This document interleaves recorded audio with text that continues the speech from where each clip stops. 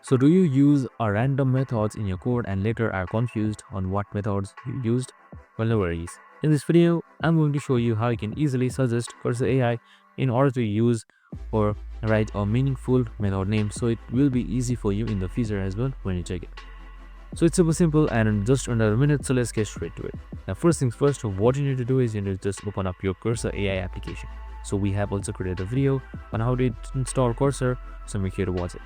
So once you've done that, I have this new file with me right here. So again, just simply see this code with me. So I have methods that does not have an actual accurate name. So what I can do is I can just simply select Ctrl plus A and then select Ctrl plus K. This will open up a quick edit. Now under quick edit, just simply type in this prompt right here and then rename the method and parameters to be more meaningful.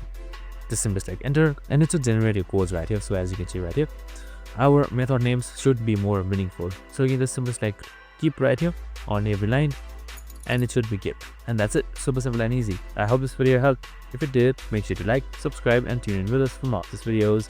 See you in the next one.